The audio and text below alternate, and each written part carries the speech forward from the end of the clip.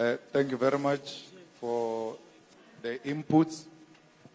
If you heard them properly, Chairperson, they were not asking questions. They were making inputs to enhance the manifesto of the EFF. Home schooling registration, I think the best thing will be to come to the office so that we can find a way, get more details, and then we'll establish where the obstacles are, and then we can deal with that. The Dudula, it's a unemployed ANC crooks. They claim to be ex-combatants but if you listen to all of them, if they visit your firm or your factory or your establishment, all of them are drunk. It's a group of drunkards who are going around intimidating people. So you must not fear anything, because Dudula knows EFF doesn't play games. So when they come to intimidate you, please just make a call to the chairperson of the branch. He will know how to deal with them. We have dealt with them before in many places, and we even got some of them arrested. You remember they went to raid a house of our member. They said he was a drug dealer, who were extremely poor person, beat him up and all of that. We took them to jail, opened the case, and their boss was sentenced to 5 years, and that 5 years was suspended. So if he makes a mistake in between the sentencing and that 5 years, we'll get him arrested immediately. So please, there's no room for intimidation in South Africa. The chair of the branch will know what needs to be done, and it will be done. The education bill, we had to, and there's a huge debate about it. We will have to pay closer attention to it and make correct inputs. My condolences with the passing away of your daughter, and I'm happy that you are carrying a legacy, which is education. What 120, Lanesia South, they are asking for your attention, Moshe. They're saying there's no visibility of the EFF, and they'll be happy if you can be visible that side. The issue of promises, Mama, we don't make a promise, we make a commitment. So everything else that we said we'll do it. You know, these journalists are here. Which year was that, Dali, where you went to the e-tolls you went with the Carter? There is a video of Dali Mpofu in 2014, CD, cutting the e-tolls, saying the e-tolls must fall. As a premier candidate of Gauteng in 2014, he was cutting those e-tolls, said, when we take over, we'll cut them. Yesterday, I see Panyaza and ANC doing a countdown of switching off the e-tolls. We said that in 2014, that these things we're going to switch them off. We don't want them, and we are not going to pay. In the EFF, no one paid. We said this 10 years ago, because we see things that are still to come 10 years ahead of us. The ANC is 10 years behind. It's following the EFF. Instead of showing the video of Dali cutting the e-tolls, they show us a countdown of people who are solving a problem they created, because they think we are fools. They created e-tolls. They said we were mad when we said don't pay. We said we are not doing. No single one of us paid in the EFF for e-toll. We refused. And we went literally and showed you how we are going to destroy the e-tolls.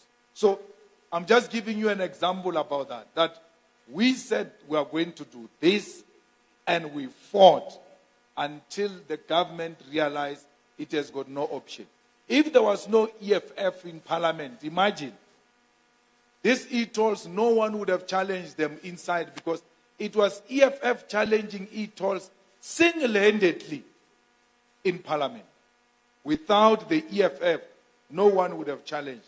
The DA can't challenge it because those companies are white-owned, and those are the donors who give the DA money. We need to place Indian teachers, especially in the areas where they come from. I think that is the most honorable thing to do. You cannot have a school where the school is dominated by the people who don't come from where the school is. Because when they come from their Buddha, they know they are teaching their children. They will have to care and even double the effort, including involving the parents of those children informally, because they come from the same community. And because we come from the same community, we are somehow related. We are relatives. So when a child is misbehaving in front of me and he knows I know the father, and I say, stop it, because I will take it to your parents, he will know that this is true, because I know they know each other. So it also helps in instilling discipline, and also helps in intensifying quality teaching.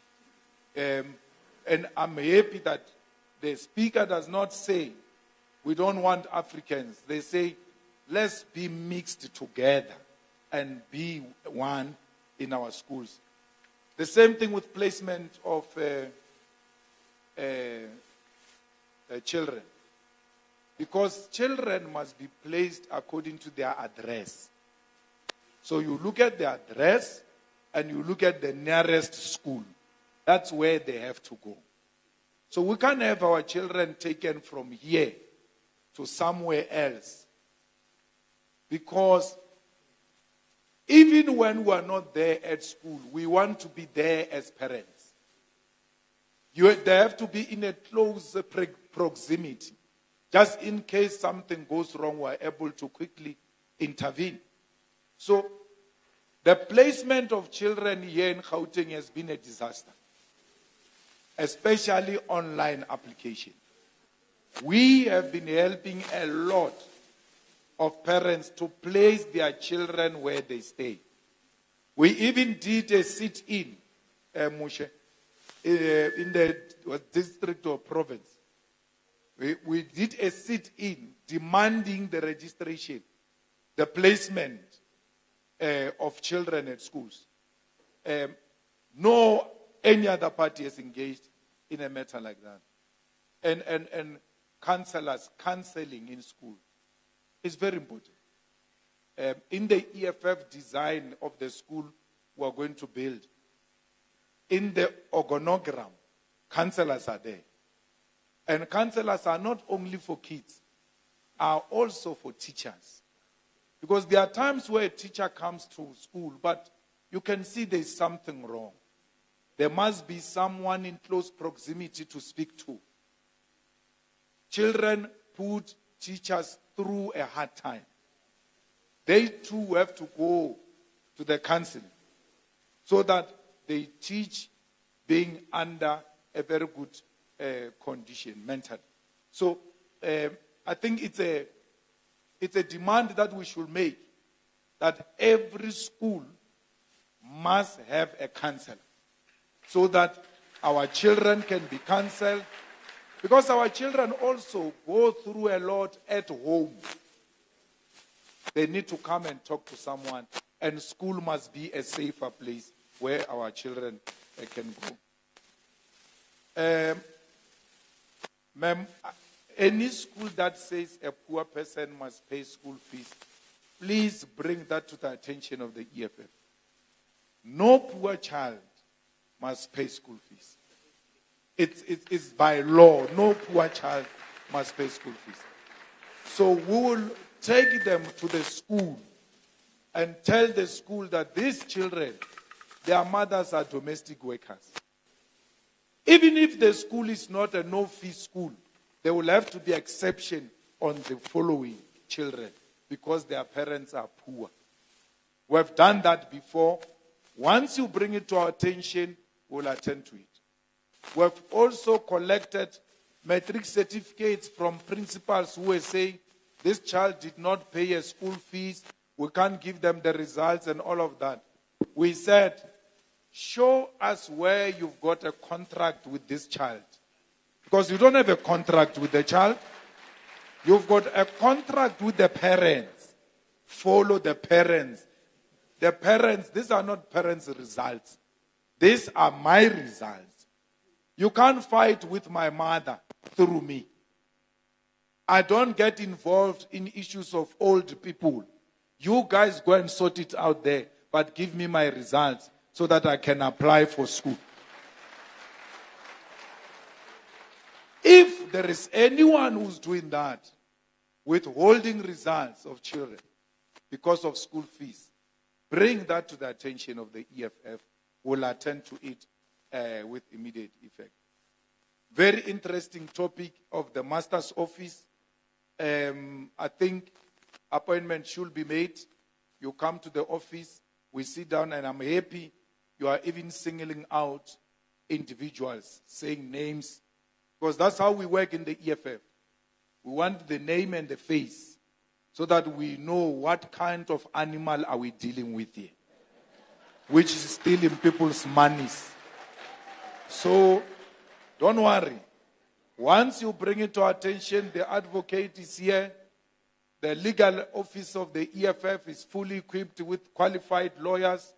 Those are the kind of issues we want, where we can nip corruption on the bud, where we can fight corruption. No one must lose his or her property because of the corrupt officials who are not working hard, but they live large because they steal from. Imagine one day you wake up, you are told your property was bought. You never signed anything, no, and the papers are here. And you don't have the means to can fight them. They're a powerful institution. EFF is your home. Come there. We don't even have to write a lawyer's letter. We write an EFF letter.